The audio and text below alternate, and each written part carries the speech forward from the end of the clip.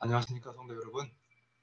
네, 벌써 마지막 시간이 되었습니다. 먼저 기도 잠깐 하고 시작하겠습니다. 아버지 하나님, 다시 한번 말씀해 주시고 저희로 하여금 듣게 하여 주시옵소서. 정말 저희가 들음에 그치지 않게 하시고 그 말씀에 순종하는 삶 살 수 있게 도와주시옵소서.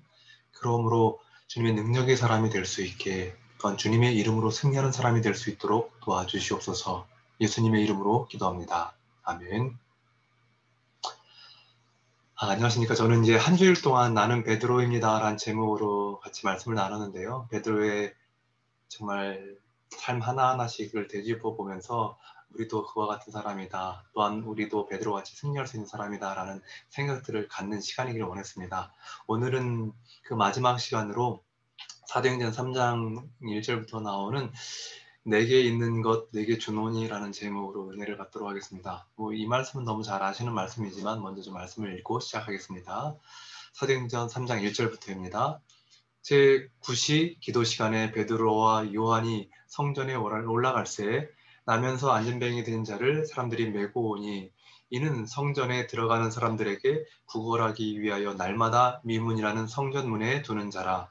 그가 베드로와 요한이 성전에 들어가려 함을 보고 구걸하거늘 베드로가 요한으로 더불어 주목하여 가로되 우리를 보라 하니 그가 저희에게 무엇을 얻을까 하여 바라보거늘 베드로가 가로되 은과 금은 내게 없거니와 내게 있는 것으로 내게 주노니 곧 나사렛 예수 그리스도의 이름으로 걸으라 하고 오른손을 잡아 일으키니 발과 발목이 곧 힘을 얻고 뛰어서서 걸으며 그들과 함께 성전으로 들어가면서 걷기도 하고 뛰기도 하며 하나님을 찬미하니. 네, 여러분 여기 성전 미문에 앉아있는 날 때부터 걷지 못하는 한 사람에 대한 이야기가 나옵니다.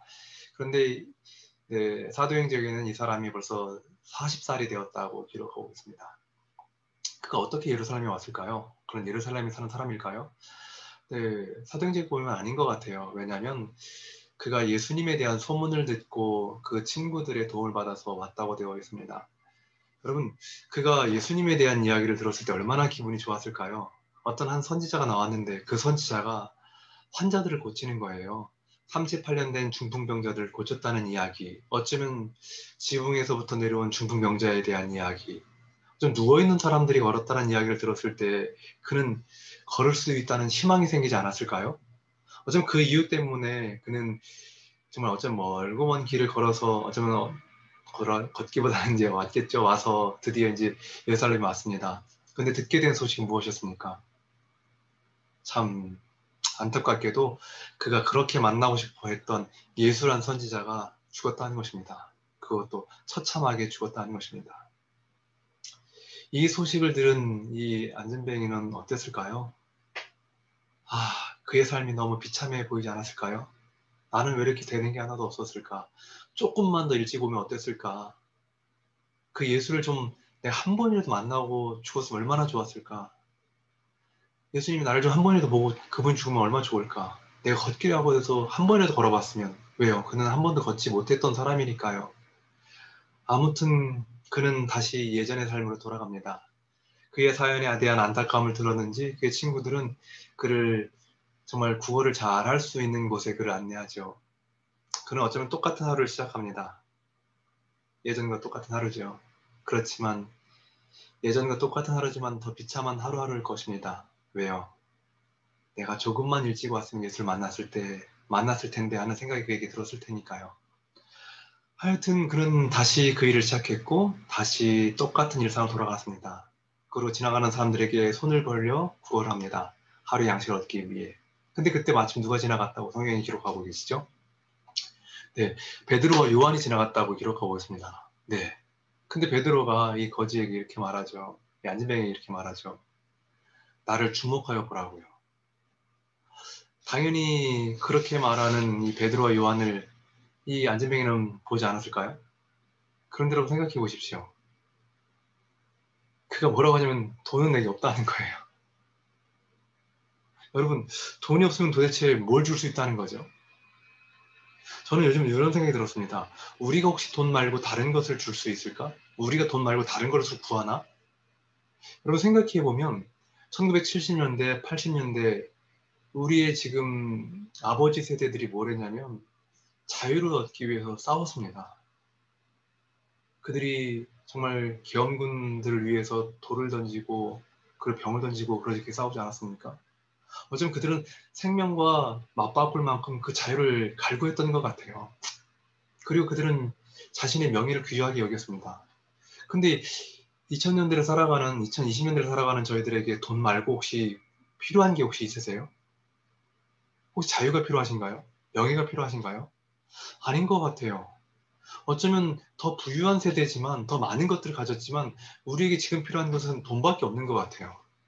어쩌면 참 국어라는 이 안전뱅이와 우리의 삶이 다르지 않은 것 같다는 생각이 저는 갑자기 들었어요. 우리도 돈밖에 필요가 없잖아요. 이 안전뱅이에서 구하는 것은 무엇이냐면 돈이었습니다. 왜요? 그를 병에서 고쳐줄 사람은 이미 죽었거든요. 그런데 이 안전뱅이에게 베드로가 뭐라 그래요? 내가 너에게 줄 수 있는 것이 있는데 그것이 바로 뭐라 하는 것입니까? 곧 나사렛 예수 그리스도의 이름으로 일어나 걸으라는 것입니다. 그리고 그의 손을 잡고 일으켜 세우죠. 그럴 때 그에게 기적이 일어났습니다. 한 번도 걷지 못했던 그 발자국을 떼기 시작하는 겁니다. 저는 여러분 이런 생각이 들었어요. 어떻게 베드로가 이 일을 행할 수 있었을까? 그 이유가 있더라고요. 사도행전 57페이지에는 이렇게 적고 있습니다. 그리스도의 제자들은 자신의 무능함을 깊이 느끼고 겸비와 기도로 그들의 연약함을 그분의 능력에, 그들의 무지를 그분의 지혜에, 그들의 무가치함을 그분의 의로우심에, 그들의 가난함을 그분의 다함 없는 부요함에 연결시켰다. 이와 같이 힘을 얻고 무장한 그들은 주님의 사업을 밀고 나가기를 주저하지 않았다. 여러분 여기 보십시오. 돈은 없어요. 그렇지만 뭐가 있어요? 그들에게는요, 겸비와 기도가 있어요. 그들은 연약한 사람이에요. 그렇지만 그리스도와 연결됨으로 그는 능력의 사람이 됩니다. 그는 똑똑하지 못한 사람이었어요. 그렇지만 그리스도와 연결됨으로 지혜 있는 사람이 됐고요. 그들은 어쩌면 무가치한 사람일 수 있었습니다.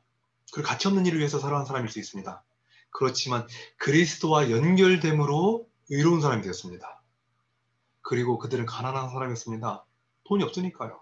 그러나 그리스도와 연결됨으로 그는 끝없이 부유한 사람이 될 수 있습니다. 여러분, 저희는 그리스도와 연결됨으로 지혜 있는 사람이 될 수 있고요. 그리스도와 연결됨으로 의로운 사람이 될 수 있고요. 그리스도와 연결됨으로 부자가 될 수 있습니다. 그런데 우리는 이걸 잘 모르는 것 같아요.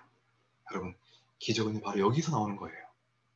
이 베드로가 그 안전뱅이를 이렇게 세운 것은 바로 그리스도와 연결되었기 때문에 그렇습니다.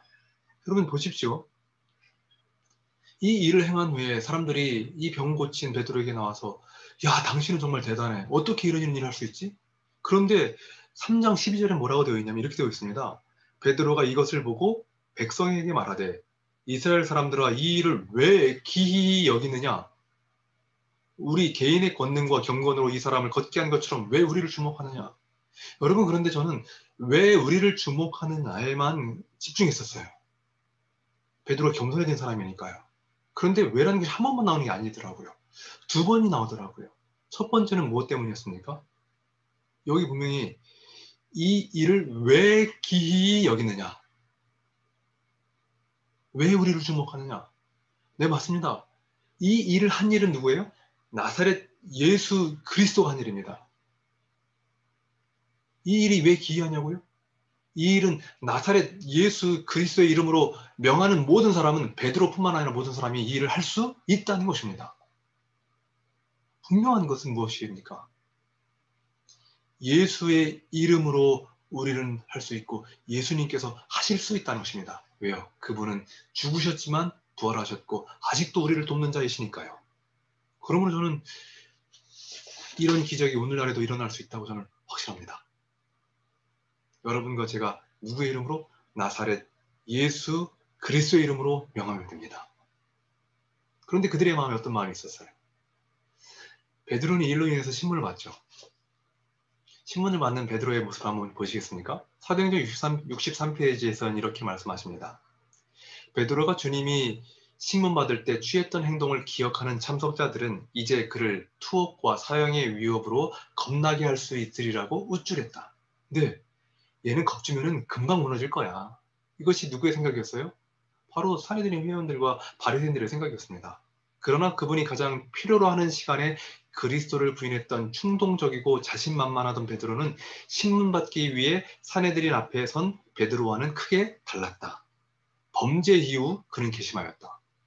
그는 더 이상 교만하거나 뽐내지 않았고 그 대신 겸손했다. 자신을 신뢰하지 않았으며 베드로는 성령으로 충만하였으며 네, 베드로는 자신을 신뢰하지 않습니다. 그러나 성령에 충만한 사람으로 그분이 어떻게 인도하는지 따라가는 사람입니다. 이 능력을 의지하여 한때 그가 부인했던 그 이름을 영화롭게 함으로 그의 반역의 흔적을 제거하려고 결심하였다. 그는 예수님을 배반한 사람입니다.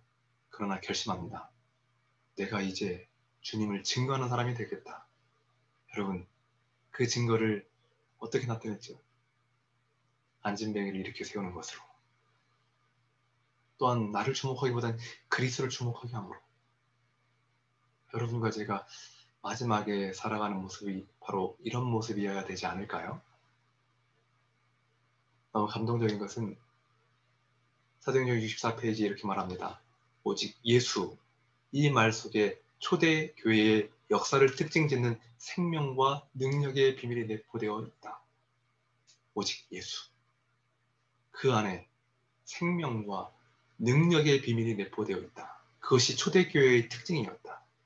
어쩌면 마지막 교회의 특징도 바로 오직 예수, 그 안에 생명과 능력이 있다고 생각합니다.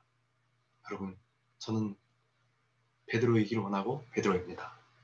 저는 실패했었고 저는 무엇인가 성격 급한 대로 무엇인가 했습니다. 그렇지만 이제는 제가 아닌 예수님이 중심이기를 원하고 예수 그리스도의 이름으로 이적을 행하기 원하며 오직 예수님의 이름으로 이 땅에서 살아가길 원합니다. 그러므로 예수에 의해서 부유한 사람이 되길 원하고 예수에 의해서 의로운 사람이 되길 원하며 예수와 연합된 자로 겸비한 자가 되길 원합니다. 여러분과 제가 그렇게 되기를 간절히 바라면서 말씀을 드리겠습니다. 감사합니다. 오늘의 기도 제목을 좀 말씀드리겠습니다. 첫 번째는 3주기 대학 기본 역량 진단에 최종적으로 우수한 결과가 있기를 위해서 여러분 기도해 주시길 바랍니다. 그것들을 정말 집행하는 사람들에게 또한 결정하는 사람들에게 지혜를 허락하셔서 저희가 가진 사명을 끝까지 이룰 수 있도록 좋은 평가를 내릴 수 있도록 기도해 주시면 좋겠습니다. 또한 온라인으로 가정에서 예배드리는 많은 성도들이 있습니다. 그렇지만 이 성도들의 가정에 하나님께서 함께 하셔서 그의 신앙이 더욱더 성장해 나갈 수 있도록 여러분 기도해 주시면 좋겠습니다. 이 두 가지의 제목을 가지고 이 아침 기도하시면서 또 하루를 시작하겠습니다. 감사합니다.